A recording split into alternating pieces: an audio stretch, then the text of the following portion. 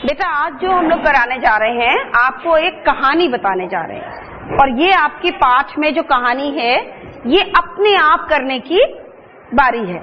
तो ये कहानी हम आपको सुनाएंगे, समझाएंगे। उसके बाद इसमें हम लोग क्या कर सकते हैं वो आप लोग खुद बताएंगे, ठीक है? तो आप लोग को मालूम है इस समय कौन सा महीना चल रहा है? कौन सा? हिंदी का सावन का महीना। कौन सा महीना चल रहा है? सावन का महीना चल रहा है। और सावन के महीने में खास बात क्या होती है? इसमें झूला झूलते हैं और मेहंदी लगाते हैं, हरे कपड़े पहनते हैं, बरसात होती है इस महीने में, है ना? तो हाँ, ये लड़कियों का महीना माना जाता है। लड़कियों के लिए झूले लगवाए जाते हैं, मेहंदी और ये चूड़ियां बच्चे पहनते हैं, लड़कियां पहनती हैं। और ये सावन का महीना होता है। इसमें बहुत पहले जब लड़कियां शादी हो जाती थी तो वो अपने घर आया करती थी, अपने पेरेंट्स के पास, अपने माता पिता के पास, और वहां रहा करती थी। तो कहानी जो है ये है महर्षि वाल्मीकि के बारे में। किसके बारे में है? वाल्मीकि के बारे में। और महर्षि वाल्मीकि ने क्या लिखा है? कुछ खास चीज लिखी है? कोई बताएगा? कोई खास बात क्यों मशहूर है? महर्षि वाल्मीकि के बारे में हम क्यों पढ़ने जा रहे हैं? वाल्मीकि ने क्या लिखा है? हाँ? नहीं? किसी ने रामायण का नाम सुना है? रामायण पढ़ते? कोई पढ़ता है आप लोगों में से? कौन पढ़ लेता है रामायण? इसकी चौपाइयां दोहे कौन पढ़ लेता है? पढ़ा है। तो रामायण जो है वो तो तुलसीदास जी ने लिखी है, लेकिन उसके पहले जो रामायण है उसको वाल्मीकि ने लिखा था, ठीक है? और वाल्मीकि के बारे में उनके जीवन के से ये मिली हुई कहानी है जिसके बारे में आज हम लोग पढ़ने जा रहे हैं। तो कहानी शुरू होती है, सावन का महीना था। कौन सा महीना था? आसमान में बादल छाए हुए थे, ठंडी ठंडी हवा चल रही थी। अब तुम्हारे सामने कैसा दृश्य आ जाता है? बहुत सुंदर सा दृश्य आता है कि बरसात, बादल होंगे, ठंडी हवा चल रही होगी, है ना? ऐसे में कुछ ऋषि वन के मार्ग से चले जा रहे थे। कहां से जा रहे थे? वन के मार्ग से, यानी कि जंगल के रास्ते से। वन किसको कहते हैं? जंगल के और नाम बताओ। वन, जंगल, और कोई नाम बताओ। कानन कहते हैं। जंगल को क्या कहते हैं? कानन या अरण्य, ये भी जंगल को कहते हैं। तो उनके हाथों में कमंडल थे। कमंडल जानते क्या होता है ना? जिसमें पानी रहता है, कमंडल लिए हुए थे। और होठों पर ईश्वर का नाम, या इसका मतलब क्या हुआ? भगवान का नाम लेते हुए कमंडल लेके कुछ लोग चले जा रहे थे। तभी जंगल ये सन्नाटे को चीरती हुई कड़कदार आवाज सुनी। ठहर जाओ। कैसी आवाज आई? ठहर जाओ, जो कुछ तुम्हारे पास है सब निकालकर जमीन पे रख दो, भूमि पर रख दो, नहीं तो प्राणों से हाथ धो बैठोगे, यानी कि मार डाले जाओगे। तो उसने कहा कि जो कुछ तुम्हारे पास है सब कुछ जमीन पे रख दो, नहीं तो अभी तुम लोग को मार दिया जाएगा। ऋषियों ने सामने देखा तो एक भयंकर आकृति वाला पुरुष हाथ में नंगी तलवार लिए खड़ा था, यानी कि तलवार उसके हाथ में थी और वो बड़े भयंकर आकृति का आदमी था। आगे वाले ऋषि ने शांत स्वर में कहा, हमारे पास जो कुछ है वह तुम लेना चाहते हो तो ले लो, परंतु पहले एक बात बताओ। उसने कहा कि जो कुछ तुम्हें चाहिए तुम ले लो, लेकिन तुम हमें एक बात बताओ, तुम ये लूटपाट और हिंसा का पाप कर्म क्यों करते हो? उसने कहा कि ये तुम जो गलत काम कर रहे हो, जो लूटपाट कर रहे हो, हिंसा मतलब किसी को मारना, जान लेना, तंग करना, ये सब हिंसा का काम है। तो उसने कहा तुम ये सब काम क्यों कर रहे हो? ऐसा पाप, गलत काम क्यों कर रहे हो? उस व्यक्ति का नाम रत्नाकर था। क्या नाम था? ऋषि की बात सुनकर वह बोला, मैं अपने परिवार के सदस्यों के भरण पोषण के लिए यह कार्य करता हूँ। किसके लिए कर रहा था वो ये काम? अपने परिवार वालों को खाने के लिए, खिलाने के लिए, उनको कपड़े देने के लिए, उनको पहनाने के लिए वो ये सब काम कर रहा था। अब तुम्हारी कुशल इसी में है कि तुरंत सारा सामान मुझे दे दो। कहता है तुम्हारी कुशलता सिर्फ इस बात पे है कि तुम अपना जो कुछ सामान तुम्हारे पास है सब मुझे दे दो। दूसरे ऋषि ने कहा, सामान तो सब ईश्वर का ही है। कहा हमारा अपना तो कुछ भी नहीं है, ये तो जो कुछ हमारे पास सामान है किसका है? ईश्वर का। तुम में भी वही ईश्वर है। उसने कहा तुम जो हो तुम भी वही ईश्वर हो। ये सब तुम ले लो, परंतु अपने परिवार के जिन सदस्यों के लिए तुम ये दुष्कर्म करते, दुष्कर्म मतलब गलत काम, बुरा काम करते हो, एक बार उनसे पूछ तो लो कि क्या वे भी तुम्हारे इस पाप कर्म में भागी बनेंगे। उसने कहा कि ठीक है, तुम हमें मारना चाहते हो, मार लो, ठीक है, लेकिन तुम जिनके लिए ये काम कर रहे हो, अपने परिवार वालों के लिए, तो उनको पहले पूछ तो लो कि तुम्हारे इस गलत काम में क्या वो भी तुम्हारे साथ भागी बनेंगे, कि तुम्हारा भाग तुम्हारे साथ देंगे। रत्नाकर ठठाकर हंस पड़ा और बोला, वाह, मैं उनसे पूछने जाऊं और तुम यहां से भाग जाओ, ये चालाकी मुझ पर न चलेगी। उसने कहा, तुम लोग बड़े चालाक हो, मुझे बोल रहे हो कि मैं अपने घर वालों से पूछने जाऊं और उस बीच में तुम सब भाग जाओगे। तो उसने कहा, मैं क्यों जाऊं?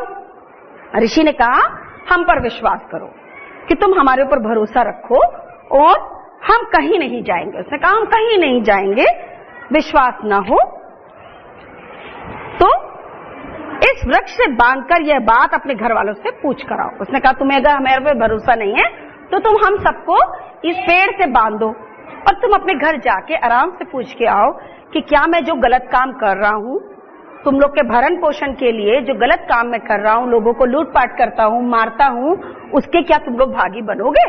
तो बोला, ठीक है भाई। रत्नाकर का हृदय कुछ डोल गया, लेकिन उसने एक मजबूत रस्सी से ऋषियों को एक वृक्ष में अच्छी तरह बांध दिया। फिर वो अपने घर गया और घर के लोगों से बोला, मैं तुम सबके पालन पोषण के लिए लोगों को लूटता हूँ। उसने कहा, मैं तुम सबको पालने के लिए, क्या करने के लिए? खाना देने के लिए, कपड़े के लिए, घर के लिए मैं लोगों को लूटता हूँ और विरोध करने पर उनकी हत्या तक कर देता हूँ। अगर कोई मना करता है तो मैं क्या करता हूँ? उसको मार भी देता हूँ। तुम यह बताओ, मेरे द्वारा किए जाने वाले पाप में तुम भी भागी हो? क्या इसके हिस्सेदार तुम हो क्योंकि मैं तुम्हारे लिए ही काम कर रहा हूँ? तो क्या तुम भी मेरे हिस्सेदार हो इस गलत काम में? उसके परिवार के सदस्यों ने कहा, अपने परिवार का पालन पोषण करना तो तुम्हारा कर्तव्य है। मतलब समझ आया कि अपने घर वालों का, अपनी बीवी का, बच्चों का, माता पिता की देखभाल करना, उनके लिए खाना देना, उनके लिए कपड़े देना, ये तो तुम्हारा काम है ना? यह तुम कैसे करते हो ये तुम जानो, है ना? अब तुम अच्छे काम कर करके हमारा पालन पोषण करते हो या बुरे काम करते हो, ये तुम्हारा काम है। इससे तुम्हें मिलने वाले पाप या पुण्य में हमारा कोई भाग नहीं है। उसने कहा कि तुम जो गलत काम करते हो वो तुम्हारा गलत काम है, उसमें हम भागी नहीं है, क्योंकि हम तो नहीं कहते कि तुम गलत काम करके हमारा पालन पोषण करो, है ना? तुम अच्छे काम करके भी कर सकते हो। तो इसने कहा कि तुम्हारे इस गलत काम में हम भागी नहीं है। यह सुनते ही वो सन्न रह गया। अब वो बड़ा परेशान हुआ। उसने कहा, सोचा मन में कि मैं तो इन लोग के लिए सब कर रहा हूं और ये लोग तो मुझे मना कर रहे हैं। उसका हृदय पलट गया, उसका दिल जो था, जो इतना क्रूर बन रहा था, वो एकदम से पलट गया। वो दौड़ा दौड़ा उन ऋषियों के पास आया और उनको बंधन मुक्त कर दिया। बंधन मुक्त करना मतलब उनको खोल दिया और उनके पैरों पे गिर पड़ा और बोला, मैं पापी हूँ, मेरे पापों से मेरी रक्षा की। उसने कहा, मैंने बहुत सारे गलत काम किए, मैं पापी हूँ और आप लोग मेरी रक्षा कीजिए। ऋषि बोले, तुम्हें अपने कर्मों पर पश्चाताप हो रहा है। क्या हो रहा है? पश्चाताप मतलब पछतावा। उसके क्या हो रहा था?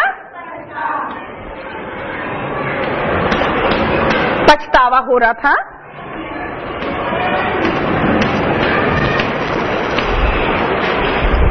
उसने कहा कि तुम्हें अपने कर्मों से, अपने कामों से जो पछतावा हो रहा है, इससे तुम्हारे पाप कम हो जाएंगे। कि जो तुमने गलत काम अभी तक किए हैं वो सारे काम तुम्हारे कम होते जाएंगे। तुम राम का नाम लेकर तप करो। उसने कहा, इसको कम करने के लिए तुम्हें क्या करना होगा? राम का नाम लेना होगा, तो तुम्हारे सभी पाप जो है नष्ट हो जाएंगे। ठीक है? रत्नाकर ने राम का नाम लेना चाहा, परंतु उसके दुष्कर्म इतने प्रबल थे कि उसके मुंह से मरा शब्द ही निकल रहा था, है ना? उसने इतने सारे गलत काम किए थे, इतने सारे लोगों को मारा था और लूटपाट किया था कि उसके मुंह से राम शब्द ही नहीं निकल रहा था। अब वो कौन सा शब्द बोल रहा था? मरा शब्द बोल रहा था राम की जगह। तो ऋषियों ने उसे उसी शब्द को बार बार उच्चारण करने को कहा। ऋषियों ने कहा, अच्छा ठीक है, तुम मरा मरा मरा मरा ही बोलते रहो। ठीक है, बोलो जरा, मरा मरा बोलो एक बार। तो क्या निकल रहा है? बाद में राम राम निकल रहा है ना। तो उसने कहा कि ठीक है, तुम मरा मरा शब्द बार बार बोलो तो अपने आप वो राम शब्द बन जाएगा। ठीक है, इस प्रकार वह राम शब्द का उच्चारण करने लगा। रत्नाकर ने घोर तपस्या की, उसको इतना बुरा लगा ये बात, इतनी खराब लगी कि मैं अपने घर वालों के लिए जो दुष्कर्म करता था, बुरे काम करता था, और कोई मेरा भागी नहीं है, तो इसलिए मुझे काम नहीं करना चाहिए। और उसने घोर तपस्या की, उसके हृदय में ज्ञान का प्रकाश उत्पन्न हुआ, उसे मतलब समझ आई कि ये गलत काम है, उसमें ज्ञान का प्रकाश उसके अंदर आया। यही रत्नाकर बाद में ऋषि, कौन से ऋषि कहलाए? कौन से ऋषि कहलाए? कौन से ऋषि कहलाए? वाल्मीकि, महर्षि वाल्मीकि। कौन से ऋषि कहलाए? वाल्मीकि। इन्होंने रामायण की रचना की। क्या लिखा उन्होंने? रामायण। सोचो, इतना बड़ा ग्रंथ जो है वो इन्होंने लिखा। रामायण में रघुवंश तथा भगवान श्री राम की लीला का वर्णन है। भारतवर्ष तथा संसार के अनेक देशों में रामलीला प्रसिद्ध है। रामलीला क्या होती है? रामलीला क्या होती है? जो रामायण में जो बताया गया है उसको जब आप इनैक्ट करते हैं उसको रामलीला कहते हैं। ठीक है, अच्छा अब आप ये बताइए, आप किसी और के बारे में भी जानते हैं जो बाद में बहुत मशहूर हुए पर पहले वो बहुत गलत काम करते थे, मतलब इतने बुद्धिमान नहीं थे? हैं? आपने कालिदास का नाम सुना? कालिदास के बारे में भी कहते हैं कि वो जिस डाल पर बैठते थे उसी डाल को काट रहे थे, हैं? तो इतने मूर्ख थे और वो अपनी पत्नी को बहुत चाहते थे, मतलब कोई काम नहीं करना चाहते थे, हमेशा उनके साथ लगे रहते थे। तो उनकी पत्नी ने एक बार कहा कि जितनी भक्ति तुम मेरे साथ करते हो, अगर इतना ही तुम ईश्वर के साथ करो तो तुम बहुत नाम तुम्हारा होगा। तो उसके बाद उन्होंने भक्ति करनी शुरू करी और बहुत नाम उनका हुआ। तो इस कहानी से आपने क्या सीखा? हाँ, क्यों? जो आप गलत काम करते हैं उसके भागी आप स्वयं होते हैं और आप किसी और को उसका जिम्मेदार नहीं ठहरा सकते। कोई और आपके गलत काम का भागी नहीं होता है। समझ में आया है? अच्छा, इस कहानी को आप लोग पढ़ेंगे, ठीक है, और पढ़ करके इसको आप इनैक्ट करेंगे। ठीक है, ठीक है, खुद इनैक्ट करेंगे।